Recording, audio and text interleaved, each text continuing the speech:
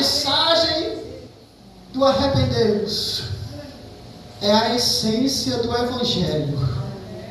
A mensagem do arrependei-vos é a essência do Evangelho. Enquanto a multidão está querendo cura, enquanto a multidão está querendo maravilhas, Jesus leva a multidão para o monte e começa a ensinar a multidão que o milagre não vem em primeiro lugar, que a maravilha não vem em primeiro lugar. Enquanto trazem um coxo para Jesus, desce pelo telhado e pergunta: o que é que tu quer que eu te faça?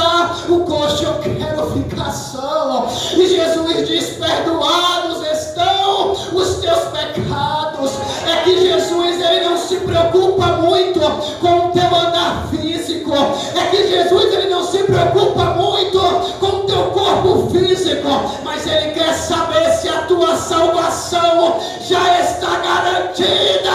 E se ele voltar hoje, como é que está na tua casa?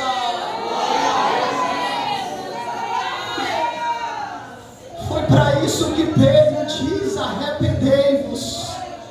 Foi para isso que Pedro diz: arrependei-vos. A cura daquele homem tinha um propósito. A cura daquele homem tinha um objetivo. A cura daquele homem tinha uma direção. Nós vivemos em um tempo onde existem dualidades que nós mesmo criamos. O que é isso, Bruno? A Bíblia, a todo instante, ela não vai causar divisão entre ela mesma, mas nós, com o nosso olhar ímpio, nós lemos e trazemos divisões da onde não existe. A Bíblia fala: buscai a graça e o conhecimento. Nós queremos brigar: não, o conhecimento é mais importante, não, a graça é mais importante. Tiago escreve e diz que a fé sem as obras é morta. Assim como as obras sem a fé também é morta. Nós queremos brigar e dizer: não, o que mais importa é a fé. Outros: não, o que mais importa são as obras. Enquanto a Bíblia está clareando a nossa mente, nós estamos causando divisões que não existem. Enquanto a Bíblia diz que o Espírito e a palavra andam junto, nós queremos dizer: não, o que mais importa é a palavra. Não, o que mais importa é o Espírito. Enquanto Jesus disse: aleluia, estes sinais seguirão aos que creem, como ele também diz sobre a palavra, nós queremos dizer: não, o que mais importa são os sinais. Não, o que mais importa é a palavra. Enquanto isso, Jesus, ele vai usar os sinais para a multidão ser atraída, mas quando a multidão vem, ele apresenta a palavra da vida e diz para a multidão: eu posso curar o teu físico, mas eu prefiro curar a tua alma e te levar para o céu. Glória a Deus. O livro de Atos dos Apóstolos, ele vai nos constranger de tamanha forma. É em Atos dos Apóstolos que a igreja se torna dependente do Espírito Santo. É em Atos dos Apóstolos que a multidão, a igreja, tinha uma só alma e um só coração. É em Atos dos Apóstolos que a igreja perseverava em 4 coisas: na doutrina, no partir do pão, na comunhão e na oração. É em Atos dos Apóstolos que o Espírito Santo não vai enxergar barreira no meio da igreja. Ele desce em Atos capítulo 2, ele desce também em Atos capítulo 4, quando os apóstolos estão reunidos, glorificando a Deus e pedindo a Deus uma oportunidade de pregar a palavra. De repente o Espírito desce e eles ficam com mais ousadia para pregar a palavra. E qual era a palavra que eles pregavam, Bruno? Arrependei-vos, arrependei-vos, porque ele virá outra vez buscar vocês.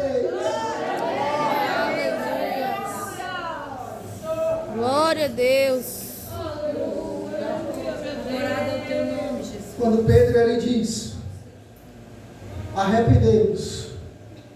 Para a multidão, Pedro estava dizendo: dá meia volta, mudem os pensamentos, mudem os caminhos de vocês. Mas pregar essa palavra, enquanto a multidão quer milagre, não é fácil. Olha só a consequência de pregar essa palavra. Meu Deus! Isaías, em um reinado de Manassés, aonde todos os profetas se calaram, Isaías continuou ainda profetizando e pregando contra ele. O que aconteceu? Cerraram Isaías ao meio. Micaías, enquanto o rei o prendia e ouvia outros falsos profetas, ele olhou para o rei e disse: se o Senhor voltar da guerra, não falou o Senhor comigo. E ele não voltou da guerra. João Batista olhou para a esposa do rei e disse: você está em pecado. O que a esposa pediu? A cabeça dele em uma bandeja. Jesus olhou para os fariseus e disse: hipócritas, porque vocês falam tanto e não vivem o que falam. Levaram a verdade para a cruz. Pedro, por diversas vezes, ele olhou e disse: arrependei-vos. Não importa se era rei, não importa se era cego, não importa se tinha vista, não importa se era pobre, se era rico, branco, negro, mulher, homem, criança, ele olhou e disse: arrependei-vos. Mas é duro pregar essa mensagem, porque no certo o escritor diz que o evangelho é gratuito, mas ele pode custar a sua vida. Por muitas vezes, cabeças foram roladas, pessoas perderam as suas vidas, mas eles não deixaram de pregar a mensagem da cruz. A pergunta que eu faço para nós é: quanto custa pregar o evangelho que Jesus pregou? Quanto custa pregar o evangelho que a Bíblia nos ensina a pregar? Quanto custa olhar para a multidão e dizer: arrependei-vos, e quase 3.000 almas se renderem aos pés de Jesus? Será que o peso de ganhar almas é nosso ou é da palavra de Deus que Ele nos mandou pregar? Só que muitas vezes nós pegamos esta palavra e esquecemos que ela por si só ela tem um poder. Porque essa palavra, ela é o próprio Jesus.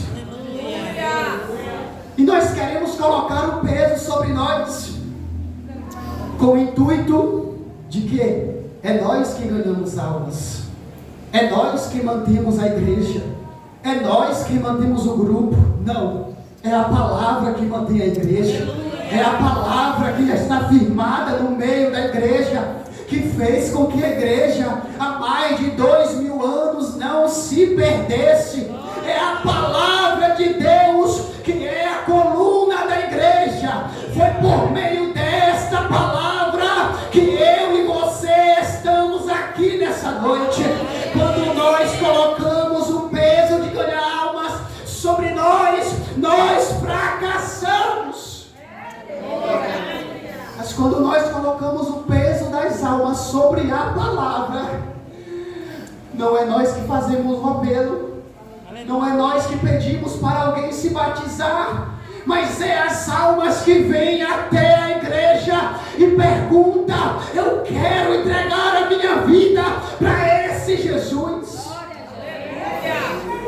Atos capítulo 2, Pedro está pregando. Pedro não faz apelo, mas os varões perguntam para Pedro: Pedro, o que é que nós devemos fazer, Pedro? E Pedro diz: a palavra, receba a palavra, arrependei-vos e deixa a palavra entrar no coração de vocês. Em Atos 10, Deus ele levanta Cornélio de um lado, de uma cidade, dá uma visão para ele, diz para ele, manda 2 homens, vai chamar Pedro, Pedro vem, começa a pregar a palavra em Cesareia, e quando Pedro está pregando, ele não levanta a mão e fala, desce Espírito, não, ele simplesmente está pregando, e o escritor vai dizer que caiu o Espírito sobre aquelas pessoas que estavam sobre aquele lugar, e aquelas pessoas se perguntaram, o que é que nós devemos fazer para ser batizados? Pedro batiza aquelas pessoas naquele mesmo instante. É o poder que a palavra tem. É o poder que a palavra tem sobre as almas. Em Atos capítulo 8, Deus ele pega Filipe e leva até o caminho de Gaza. Chega lá e está o eunuco lendo a Bíblia sem entender nada. E eles começam a dialogar sobre a palavra. De repente, a palavra queima de tamanha forma no coração do eunuco, que ele pergunta para Filipe, o que me impede de eu ser batizado? O que me impede de eu ser batizado? E Filipe fala, aqui tem água, vamos agora. Homem nenhum tem poder de ganhar uma alma. Homem nenhum tem poder de fazer converter o seu